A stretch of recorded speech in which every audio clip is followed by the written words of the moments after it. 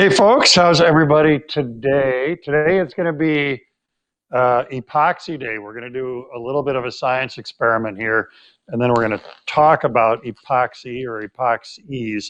But I'm going to do this first because it creates a really good point about choosing the right epoxy for what you're doing. So I'll tell you what is going on. The reason I'm pulling these on is in these cups, I've already got the right proportion of tabletop epoxy to mix these together. So just trust me for a second. I'm going to mix these, and then we're going to come back and we're going to refer to this a couple times in the course of what we're doing here.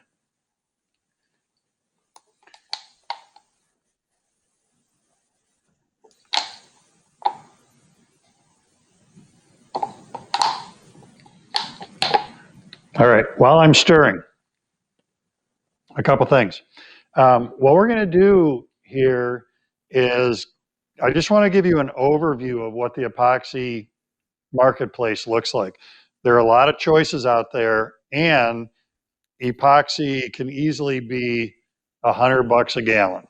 So when you make your choice, you want to make sure you're making the right choice and matching the epoxy that you're choosing to use with the project that you're doing, with the application. We'll also talk a little bit about applying epoxy, mixing epoxy, just a little bit of kind of the mechanics of it.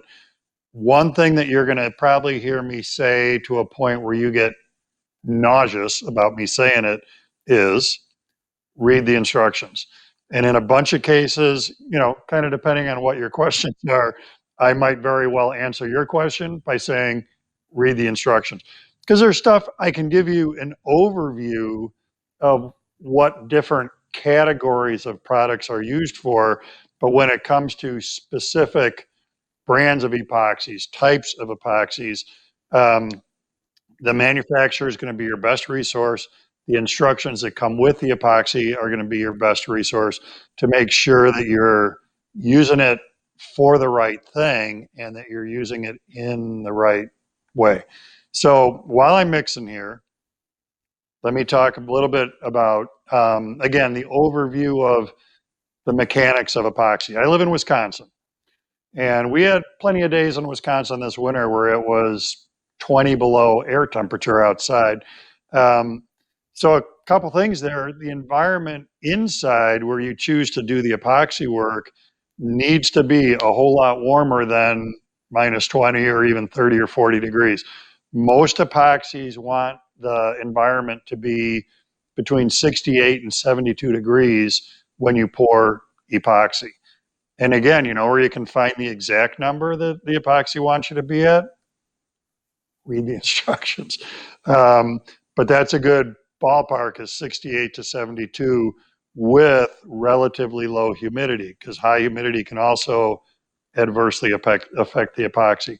So a couple things out of that. The reason I mentioned the cold winter here is if my epoxy gets delivered by UPS and it sits outside for a couple hours before I realize it's there, the product itself needs to have the opportunity to come into your shop, get acclimated to that higher, that 68-degree temperature. So it's not just about having your shop at the right temperature, it's about the thing you're going to pour the epoxy onto, tabletop, whatever it is, being at the right temp, and the product itself being at the right temp.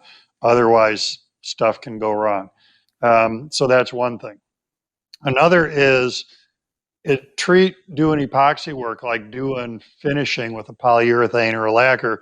And what I mean by that is if you're pouring epoxy here, you can't be doing woodworking over here while that epoxy is curing. The cure time, the full cure time on many epoxies is pretty slow. And if you're making dust while that epoxy is curing, the dust is going to settle down into the epoxy that you just got done pouring, and you're going to ruin it. One of the questions that that comes up pretty commonly when I do this presentation is, how do I get that super shiny, mirror smooth finish on epoxy? And the answer is you pour the epoxy. And when you do that right, you will end up with a surface that is absolutely beautiful, absolutely flat, really, really shiny. But if stuff is settling out of the air into the epoxy, that is not going to be the case. So again, like applying a finish, if I spray lacquer, my expectation is that that sprayed surface is done. I don't go back and treat that anymore. Same with when I work with epoxy, my expectation there is that when that epoxy cures, I'm done with it. For me, I have yet to pour a river table.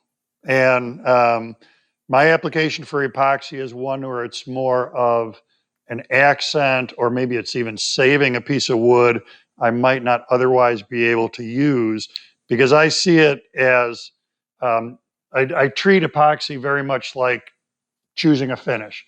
When I want to add a little bit of color, I want to add a little bit of something a little weird, then I'll use epoxy for that. But I don't see it as, in my woodworking, and I'm not saying it's wrong, it's just in my woodworking, I don't see it as its own means to an end in most cases. So let me look at questions. And one of the things, I scrolled this a little bit earlier, I'll mention, is that if you've got a question that you're posting that is not specifically related to epoxy, I'll get to it at the end. So I'm gonna I can be very squirrel. I can be very easily distracted, and I don't want to end up in a woodworking rabbit hole in the middle of the epoxy stuff. So I'm going to go through the epoxy content first, and then we'll come back and answer questions that are outside of that scope. So I'm scrolling questions quickly, and a lot of these are, I think a lot of these are going to be answered by what I'm about to talk about here. So let's see how that goes. And then I'll come back and look at the questions again. I'm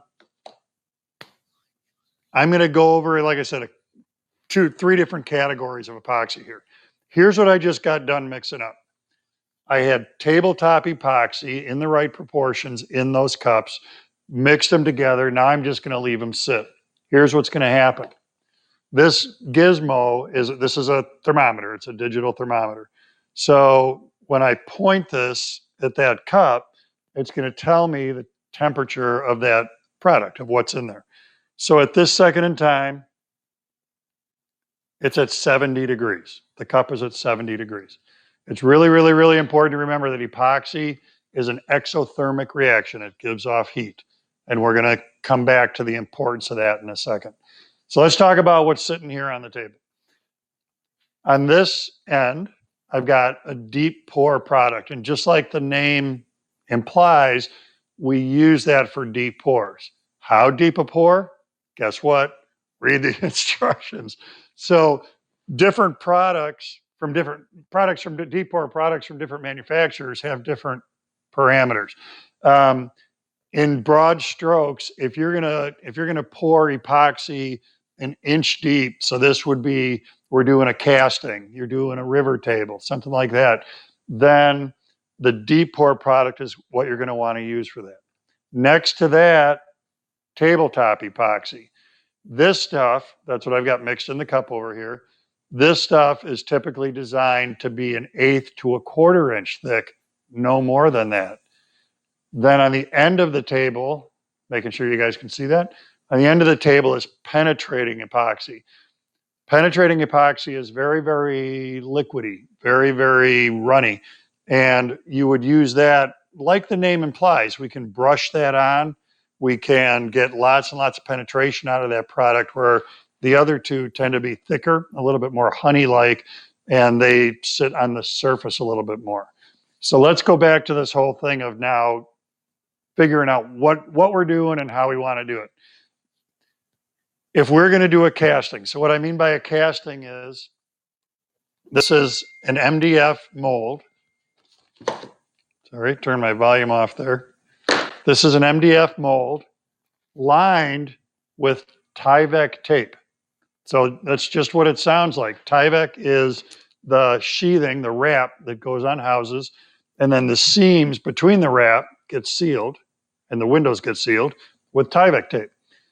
Epoxy doesn't stick to Tyvek tape. So if you're going to make your own molds, like I did here, if you line that with Tyvek tape, the epoxy we're going to pour in here won't stick to it.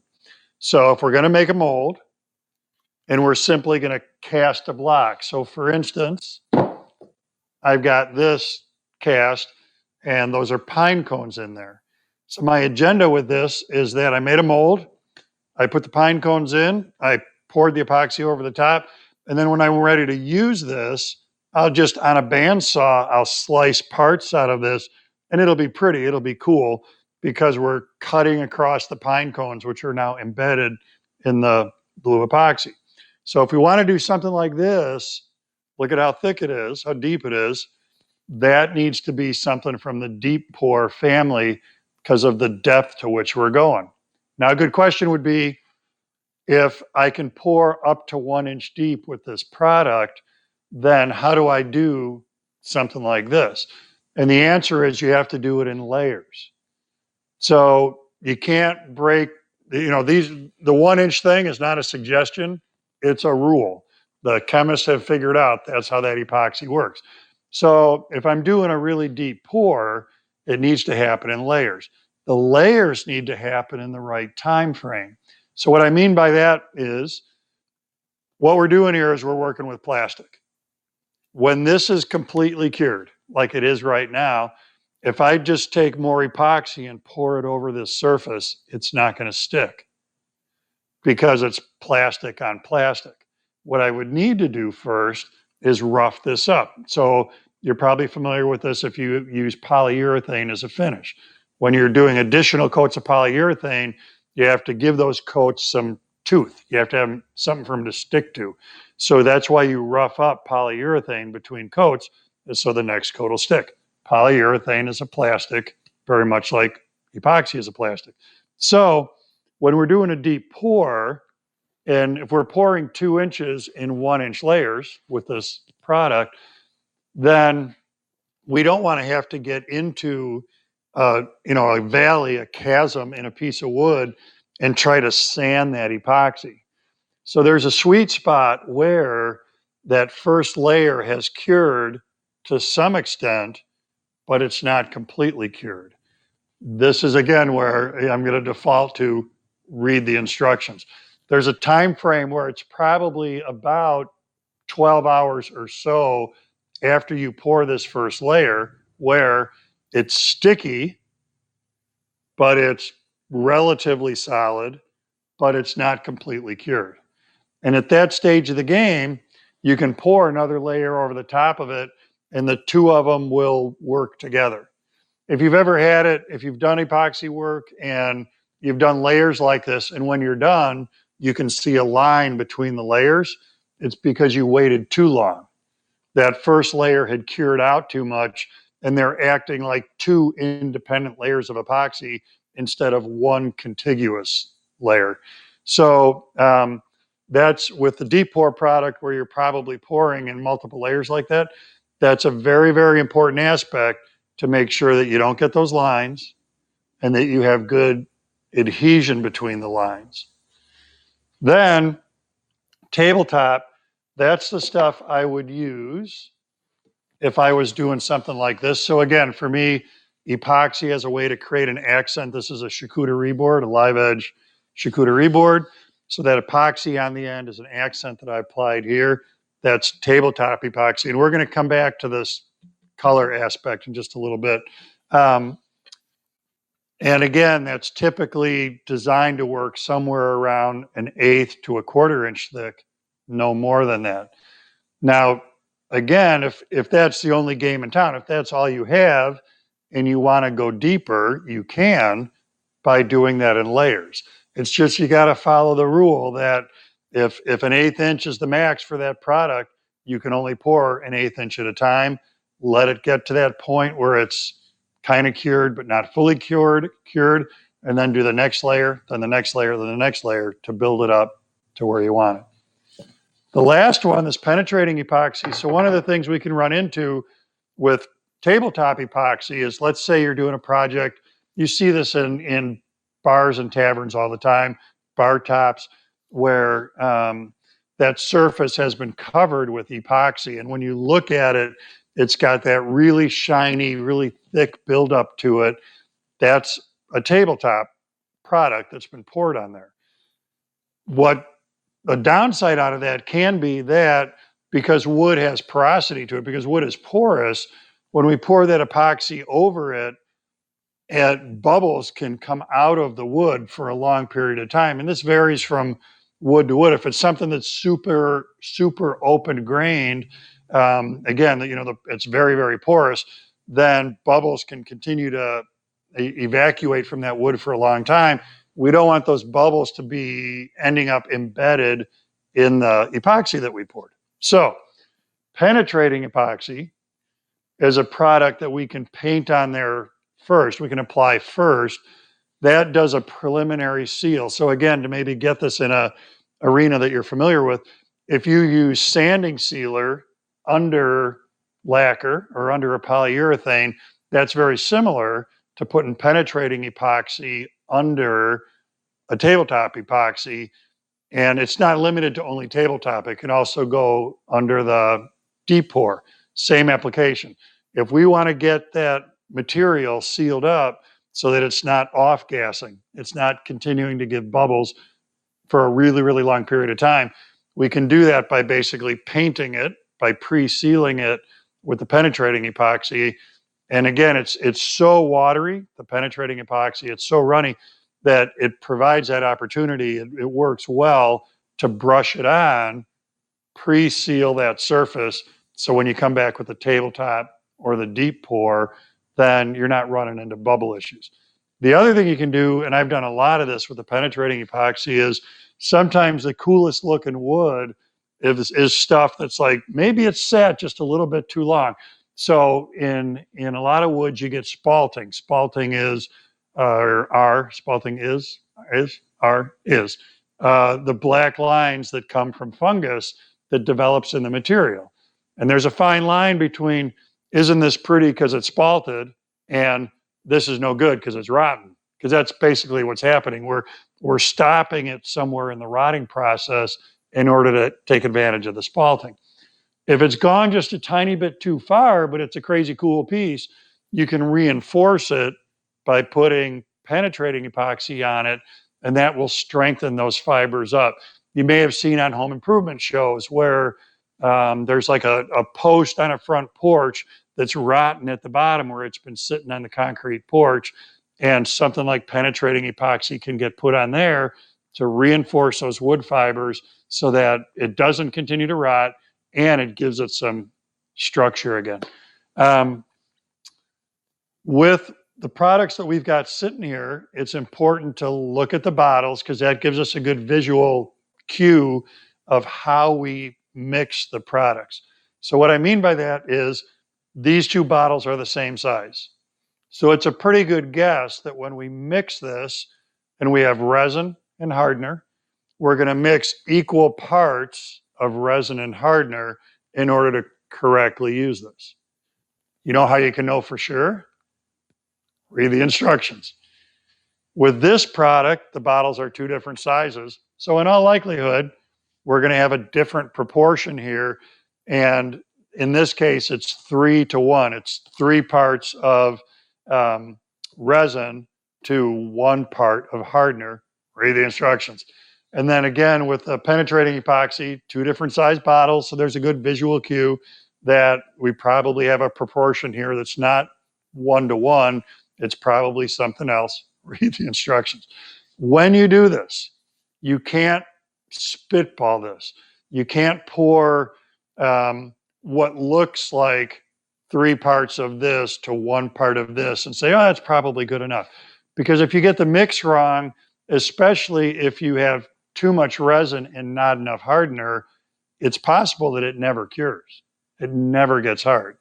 And if you do that into a tabletop, I've heard of instances, luckily it's never happened to me, where uncured epoxy is still dripping out of a tabletop many, many months later because it's somewhere, it's honeycombed into that chunk of wood someplace. Now it's sitting at a customer's house or your house, and it's dripping epoxy onto their floor because it found a way to weep out of there. So mixing in the correct proportions comes from having mixing cups. You can get these on Amazon, you can get them at paint stores, but they're graduated very finely in ounces, or I mean a variety of things, ounces, milliliters. And when it's 4 ounces in one cup and it's a 50, it's a 1-to-1 mix, it's got to be 4 ounces in the other one, not almost 4, not a little over 4. You got to be as precise as you possibly can. With that, with the proportion thing, it's really important that you read the directions, because there are some products out there that mix by weight instead of by volume. So it could still say it's 3-to-1, but it's 3-to-1 in ounces of weight, not volume of product. So in weight of product, not volume of product. And that makes a difference. So I think some of the Alumilite brand products are this way, where when you measure those out, you need a balance in your shop, you need a scale in your shop that'll let you measure those small amounts of liquid so that you're getting the proportions right. But in those cases, it's by weight, not by volume. It's really, really critical that you know. In this case, all the MAS epoxy products, all the Total Boat products are by volume and get mixed in cups the way we're doing here. Now, since I'm here, let's give this a zap. Remember where it was, 70 degrees. And we are currently at 77 degrees. So again, remember, epoxy is exothermic. It gives off heat when it dries. I'm not going to say any more about that at this second. We're going to come back to that. I'm going to cruise questions, and we'll see where we're ending up here. So Charles says, I'm making a juniper live edge slab for an outdoor counter. It will be under a roof, but outdoors. Is tabletop epoxy application a good choice for this? It'll have a little exposure to sunlight. So it's a great question. What you need to know, so a form of tabletop, yes. The next question then would be for the manufacturer, is your tabletop product okay for outside? And they can tell you yes or no on that. So I'll give you a great example. I'm currently working on a cedar strip canoe, and the whole outside and the whole inside get epoxied. The epoxy and the fiberglass mat are providing rigidity to that. They are not UV resistant. So in that case, when all the epoxy is done, the whole canoe, inside and out, gets varnished with a product that is UV resistant so that the epoxy doesn't degrade over time. So the qualified answer to your question, or with a caveat, is tabletop is fine for that, but it's possible you'll need to put a skim coat of something else over it to UV protect it so that it doesn't yellow and break down over time.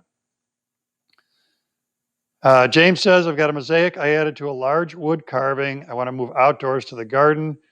Is there an epoxy I can protect the carving and mosaic with that will not yellow and obscure the color of the tiles? So basically the same question and the same answer. So the tabletop epoxies are typically as clear as water. So as far as discolor in the tiles, your golden there, it won't. It'll be whatever color they are now, they'll be when you put that over. However, you do need, again, to check, is that particular product going to yellow outside? If so, what do I overpour it with in order to, or what do I seal it with in order to prevent that? Sammy says, what's the best epoxy to mix with dye colors to get good fills in routed text with my shaper origin? So that's cool. This is a cool application of handheld router or CNC work like the shaper origin, which is to create a recess, a pocket, and then do liquid inlay by filling it with epoxy. So this is a good segue for us to talk about color. And obviously on the charcuterie board, That's not clear epoxy. It's got color added to it.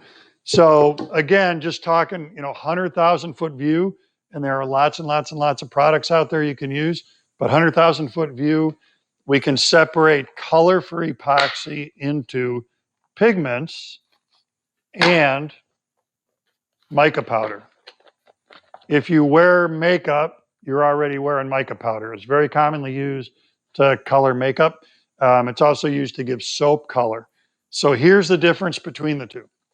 When you look at something and it's just a color, it's blue, red, green, whatever it is. In all likelihood, it was colored with pigment. When you look at something and it's got a little bit of shimmer to it, it's got just a little bit of sparkle, that is, in all likelihood, got some mica powder in it. Mica powder provides that pearlescence, a neat glimmer and shine to the epoxy that you won't get from the pigment. Pigment is significantly more concentrated than mica powder. So when you work with this stuff,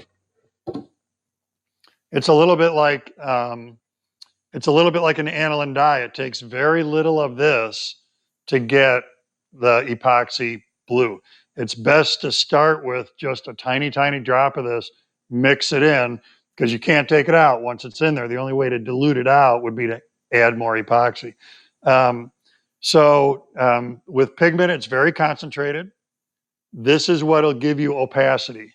If you want to get to a point where you have a solid color that you cannot see through, pigment will give you that very easily. Now, if you use less pigment, you can have blue or green or red tone without the pearlescence that still has some translucence. It's just a function of using less pigment to get to that point.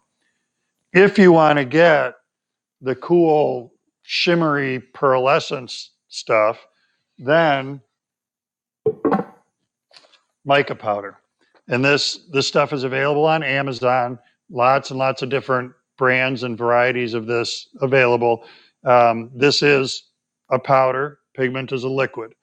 And again, mix this in a small quantity, stir, and then see what you've got. Add some more if you need to, stir. And there's nothing wrong with using pigment and mica powder. So in the case of this casting, to give it good depth of tone, to get it dark, I use blue pigment. To give it swirls, I added mica powder. So you can mix and match the two. And of course, you can mix colors. If you want purple, you do blue and red pigment or blue and red mica powder and get all of that mixed together in order to get whatever combination it is that you're trying to get. And then the question actually was, what epoxies? Check with the manufacturer, but as far as I know, there aren't any epoxies that you can't mix pigment or mica powder with. But that would be a good thing to double check with the manufacturer. Dan says, epoxy for joining wood versus filling wood. So this stuff is like standard off the shelf. If you go to Home Depot or a hardware store and you buy the hypodermic, you buy the syringe where it's got epoxy on each side, and when you squeeze it, you're equally dispensing hardener and resin. That's what this is. I use it in such a volume that it's less expensive for me to buy it this way than in those syringes, but it's the same thing. So this stuff, it's thicker. It's way thicker than what either the casting resin or the tabletop would be. So it's got a lot more body to it. And it's a two-part mix, like we've talked about. It's not as clear as the other products are, so I wouldn't want to use it someplace where I want to see through it or into it when I'm done. And that's okay, because that's not what it's for. So these epoxies, typically referred to as like 2-ton epoxy, 5-ton epoxy, whatever their PSI strength is when they're done. those are the ones that you would use if you're gluing stuff together. You would do it with this kind of epoxy.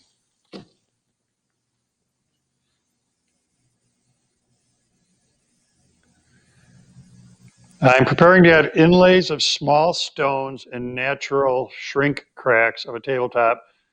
I only plan to fill the voids flush with the natural top edge of the tabletop. What epoxy works best for filling cracks? So it depends on how deep, and you got to match the depth of the pour to the product that you're going to choose to use. So if they're deep enough to accept stones, I'm going to guess they're 1 inch or more thick. So you'd want to use a deep pour product for that. Alan says, I've done a number of live edge and epoxy projects. My main interest at this point is learning how to finish them to get clear and shiny finish. I've had mixed results with everything from paste wax to Osmo to lacquer. So it depends on what you're referencing here. So in the case of if you're going to epoxy pour an entire tabletop, if the epoxy is going to be your finish. So it's as though I did this on the entire board.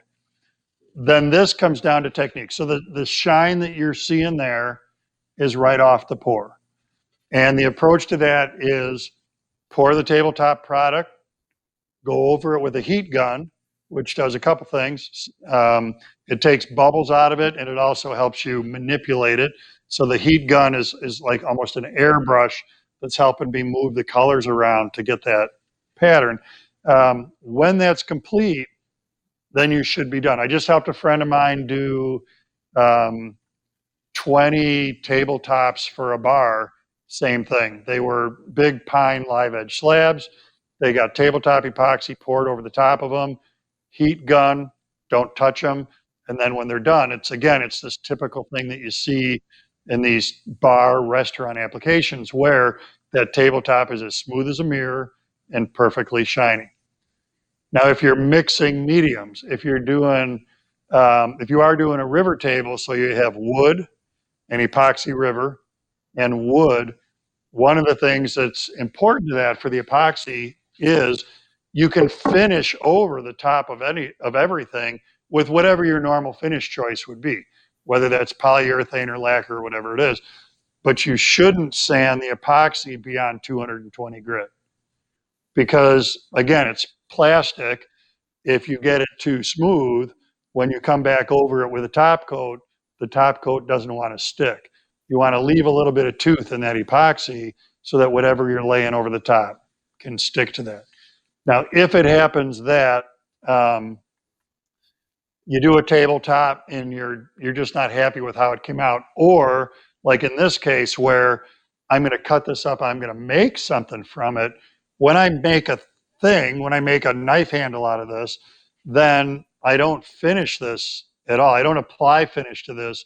What I'll do is sand it very fine. I'll sand it to about 2000 grit. And then as a last step, I buff it. And even just rubbing compound like you would use on a car is a good way to buff this stuff.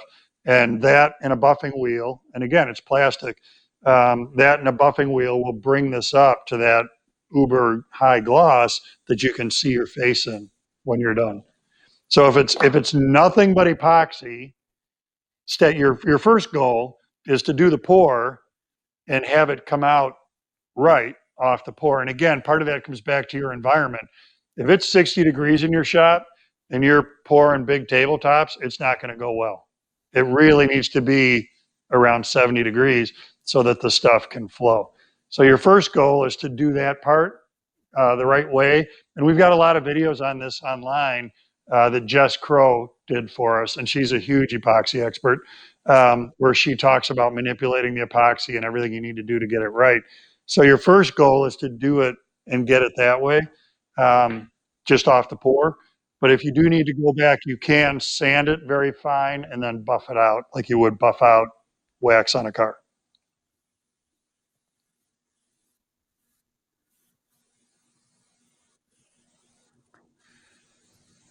Stuart says, when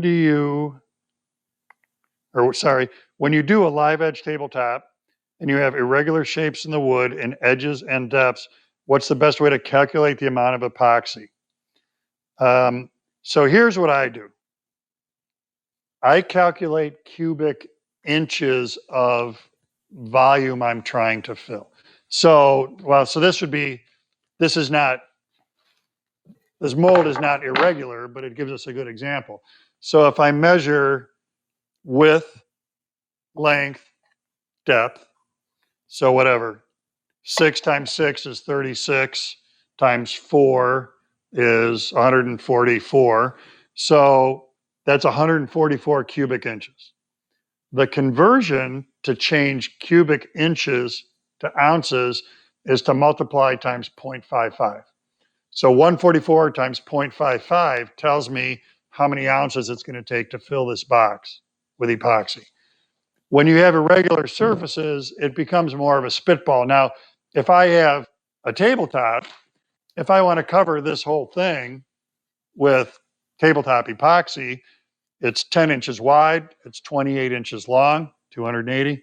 I'm going to pour 1/8 inch thick, so 280 times 0.125. I can't do that in my head, but that result tells me cubic inches of material times 0.55 tells me how many ounces I need to cover this surface with epoxy.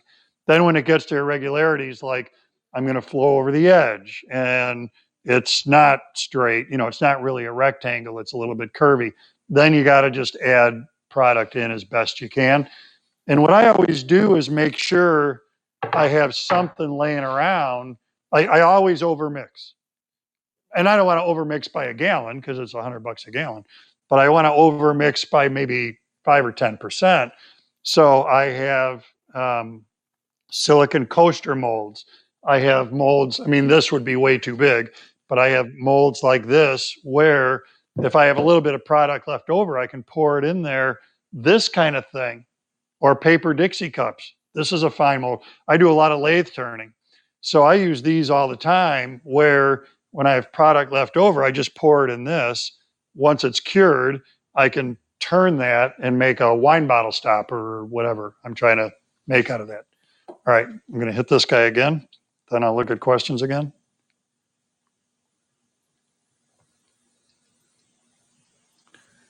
So we're currently at 113 degrees. Here's where I'm going with this. What I did is I used tabletop epoxy, which is designed to be poured 1/8 to 1/4 of an inch thick. And it's now sitting there, 2.5 inches thick. And it's at 115 degrees. And spoiler alert, when I've done this demo in the past, I've seen that as high as 180. I think 190 is the record, 190 degrees. What that amount of heat is going to do, it's dangerous for your shop, and it's also going to ruin the epoxy because it's not supposed to get that warm. It's only getting that warm now because we have so much epoxy built up in thickness compared to what it's supposed to be used for. So same thing here. A good question is, it's casting epoxy. What if I pour it over 1 inch? What if I pour it over 1/8 inch? That's what's going to happen. You're going to get way too much heat, and it's going to end up ruining the project. And now you've got a lot of money in the epoxy and very possibly chunks of wood that you also can't salvage because there's epoxy stuck to them. So this demo and the amount of heat that's given off comes back to the notion of read the directions and don't use the epoxy for what it's not intended to be used for. Sorry about that.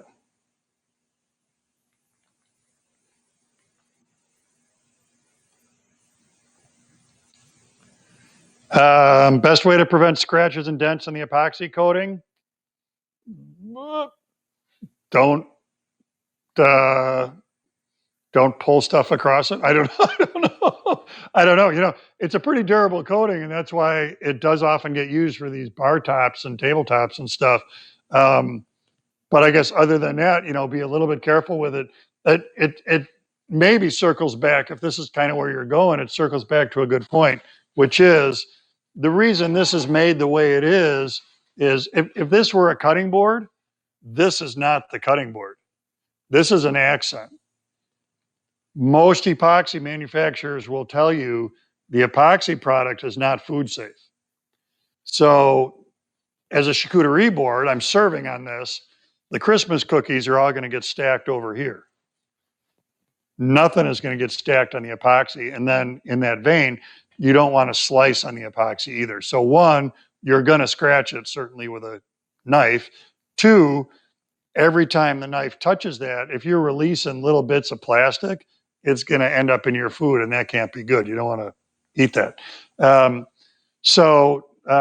I know that this goes, this discussion goes round and round, the food safe nature of this, but talking to Total Boat, talking to MAS Epoxy, they will tell you they do not consider their products to be food safe, especially when we've doctored them up by adding pigments or mica powder like I've done here.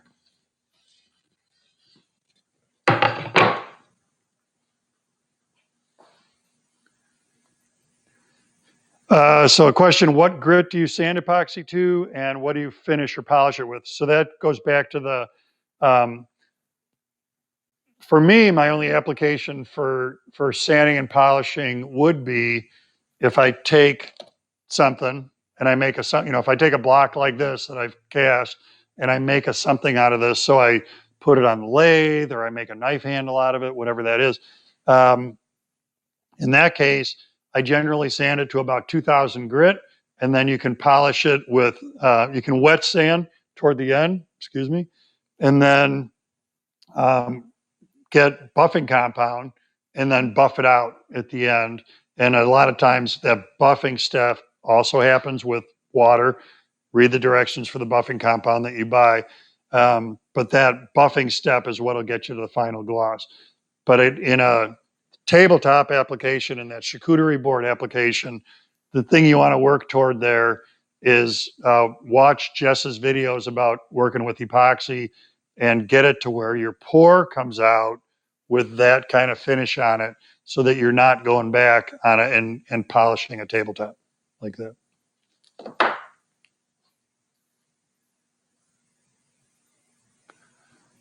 Okay, I'm going to scroll again. I want to make sure I didn't miss anybody.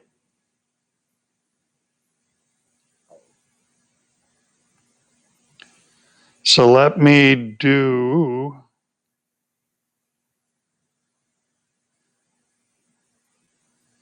those are all the epoxy questions.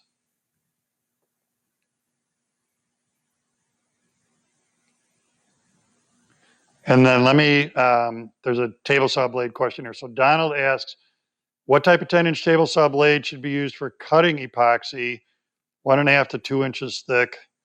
For the saw blade, what number of teeth? Is it a positive or negative hook? Ah, pretty good question. Because I've done it with a bandsaw blade like this stuff. I would cut with a 4 TPI bandsaw blade. I would say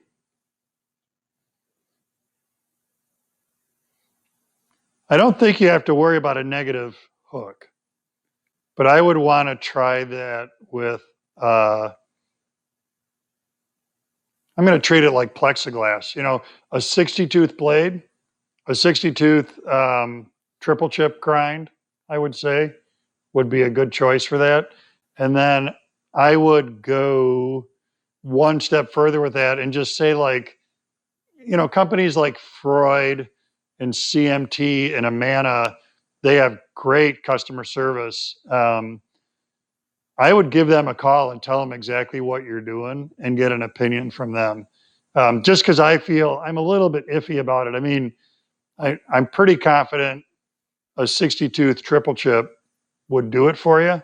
But I would feel better asking like Freud that question before you pony up $80 for a table saw blade. Okay, let me do a final double check here.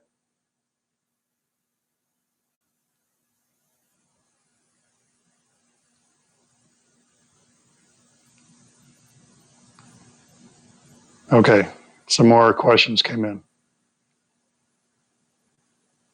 All right, what grit do you sand? We got that one. Bradley says, what's your suggestion for getting epoxy thick material into cracks in sanded wood? Well, so if they're real small cracks, I mean, going with a more watery epoxy, like penetrating epoxy, or also deep pour is more watery than tabletop is because it needs to be because of the way it's used. Um, Other than that, if you're working with a thick one, you can take a toothpick and pour over the top of the crack, and then with a toothpick, work it down in there. You can also use something like a plastic putty knife and just keep, if you pour on the surface, you can squeegee the epoxy in to keep working it into the crack and just let it flow in on its own. And then the other thing I've done if I'm filling a crack is, or whenever I'm filling a crack or a knot, I build a dam around it. And that can be with either silicone caulk or with hot glue. With hot glue, you don't have to wait overnight. As soon as you're done putting the hot glue out of the gun and it cools, you've got your dam and you're ready to go. If you do a bead of silicone caulk like that, you have to let it cure before you pour. Um, so the benefit to that is you circle the crack that you're surrounding with this dam. You pour epoxy into this lake that you've created an epoxy reservoir. So you pour it in there, and then you just let it find its way into the crack. And because you've over poured it by having the dam around it, hopefully it's not going to settle to a point where it's below the surface. You want to babysit it for a while and watch it flow in there to make sure it doesn't take more epoxy than what you've applied. But that approach, that technique of building a dam around the crack you're trying to fill is a good way to make sure that you don't come back the next morning and find out the epoxy is a quarter inch below the wood. Is there an epoxy that's harder than others, like one to use on cutting boards as opposed to coasters? Yeah, so again, as far as I know with epoxies, I don't think any manufacturer is going to recommend you use it directly as a cutting board as opposed to an accent, like I talked about with the charcuterie boards. Um, you can check with manufacturers on that, but as far as I know, that's a no. Ron says, are the fumes dangerous? They're not as bad as, like, I don't know, spraying an oil-based lacquer, but you want to be in a well-ventilated area when you're working with this stuff and have the appropriate VOC mask on when you're doing it. Braley says, would penetrating epoxy be good to use on the portion of a post buried underground, something like a post for a gate? That's a great question. Um, I would think, I mean, you're plasticizing the wood. Um, that's a cool concept that I haven't thought of. It's like if you look at a wooden mailbox post, it always rots right at the point where the post meets the ground. And the reason for that is because it's neither dry nor wet. If wood is perfectly wet, wood that's being salvaged off the bottom of a lake is fine a century later because it's been completely wet that whole time. It's that point, the reason it rots out where it meets the ground is because it's damp. That's what causes the rot. A little bit of air, a little bit of water. So it'd be interesting on a mailbox post to paint, I don't know, a foot. So you have 6 inches below the ground, 6 inches above the ground, right at that level. It'd be a great question for like MAS with their penetrating epoxy if they know that people have used it that way. Intuitively, that makes a lot of sense to me. Can you use router bits on epoxy? Yes. Yep. In multi-layer pours, is there a scientific method to determine when the first pour is ready for the next? Temp or tackiness? So it wouldn't be temp, but it'll be time. And again, different products are going to have different, I'm pointing to the deep pour, different products are going to have different time ramps that they're going to hit.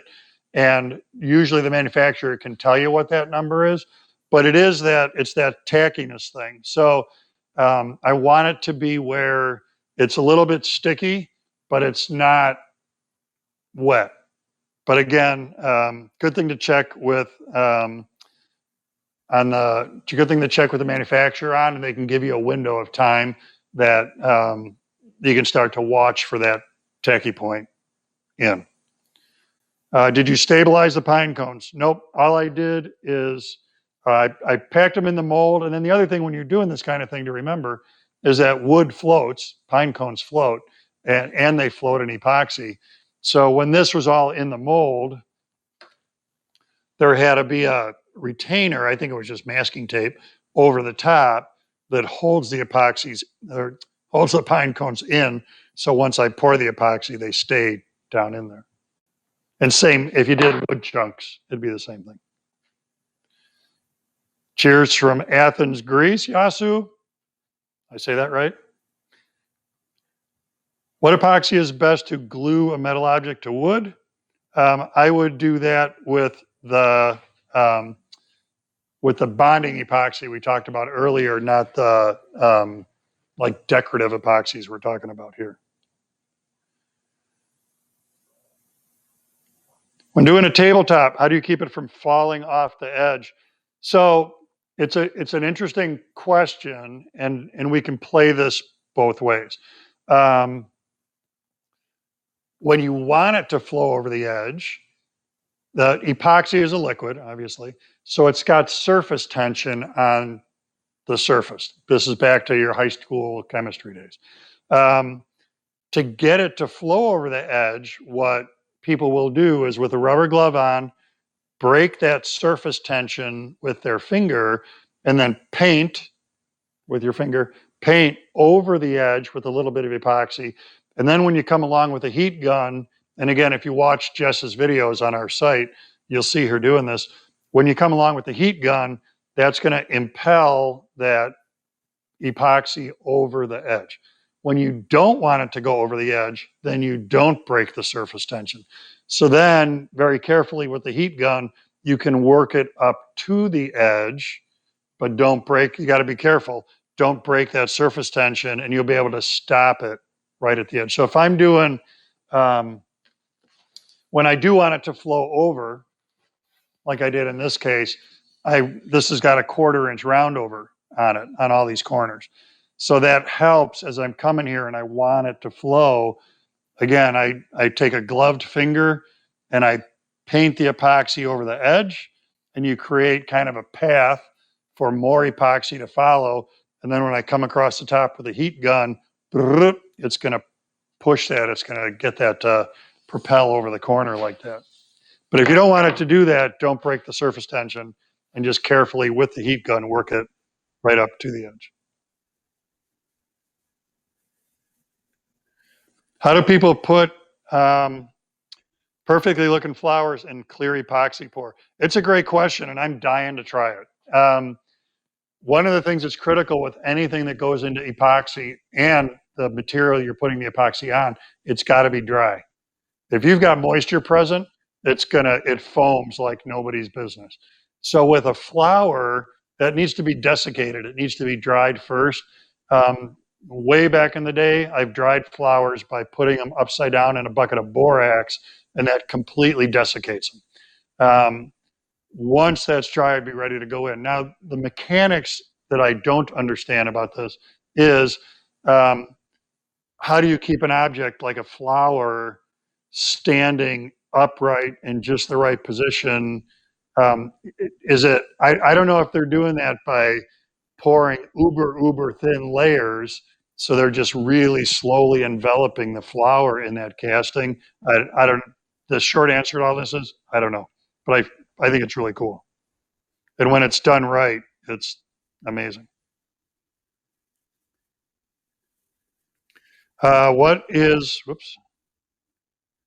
What's the shelf life of an open bottle? Can they stay usable once open? Yeah. So this stuff, this isn't like a finish. No, it's got a shelf life. And I'm going to default to the check with the manufacturer. I think it's pretty long. I think it could be a year, but opening this, closing this doesn't hurt this product like it would a finish. But there is a finite amount of time you can have the bottle sitting around. And since I'm sitting here touching these lids, another tip, when this lid comes off of the resin or off the hardener, and this lid comes off the resin, put this back on the resin, put this back on the hardener. Don't mix up the lids. They're color coded for a reason. If you get the wrong lid on the wrong bottle, you are in all likelihood going to glue the lid to that bottle because the epoxy is going to take over. So with the shelf life, double check that with the manufacturer, but it's pretty long. On a charcuterie board with a river, how do you avoid not sanding the wood around the epoxy? Or can you sand both? Yeah, you sand both. So then you sand both. If you've rivered the charcuterie board, you're going to sand everything, not going beyond 220 grit on the epoxy, and then finish over everything.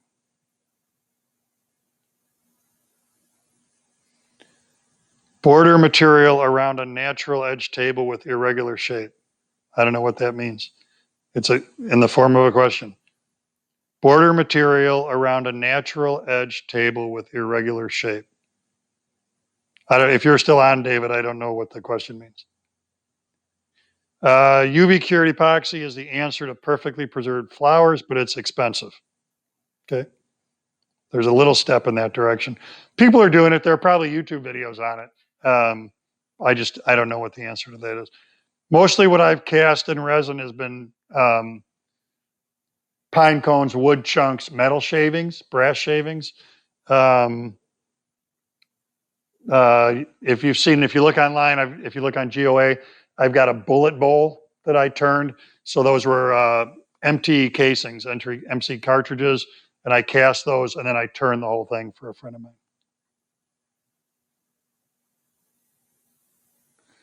Why is epoxy so expensive? I don't know, but it is.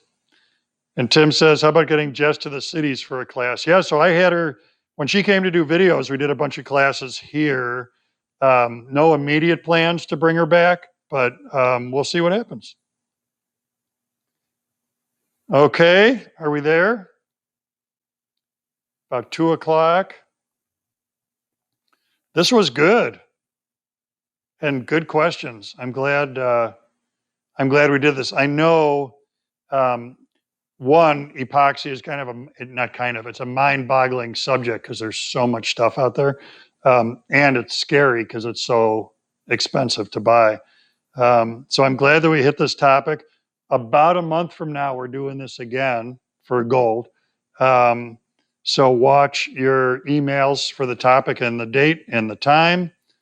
Asking, is the WWGOA trip to Germany going to happen?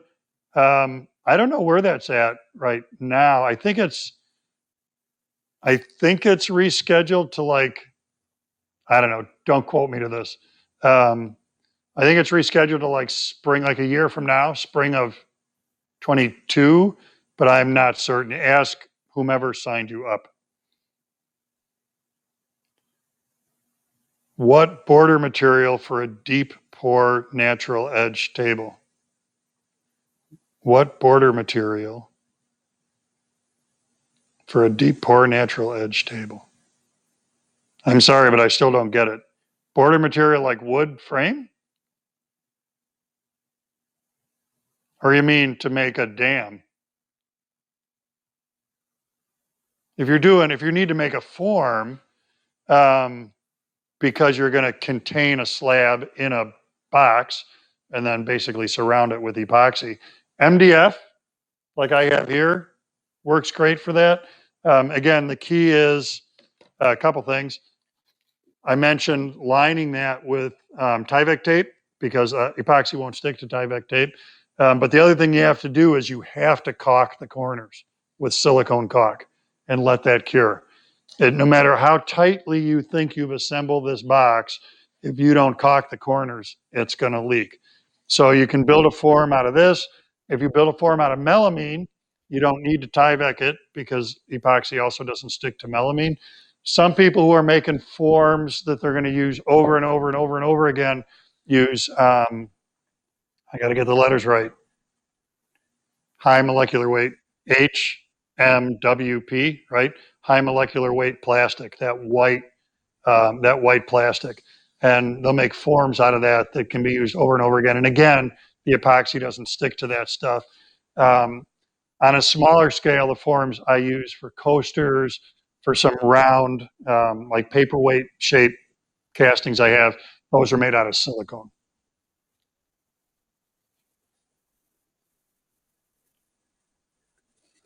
Okay, I think we're set. Are we set, Katie? I'm looking at her on the other monitor. Did you learn anything, Katie? I don't know how, I don't know how, so I got to give Katie a lot of credit. She's behind the boards running stuff to make sure you're getting this information. I'm just here in my shop, but she's the brains behind it to make sure this all works. And she sits in on so much of this woodworking stuff, and I haven't seen her doze off once yet. So I don't know how she tolerates all of this stuff that is not necessarily a topic of interest to her, but she does a great job. All right. Well, thanks everybody for watching. And again, for a month from now, watch your email for topic, time, and date. And we will see you later. All right, Katie.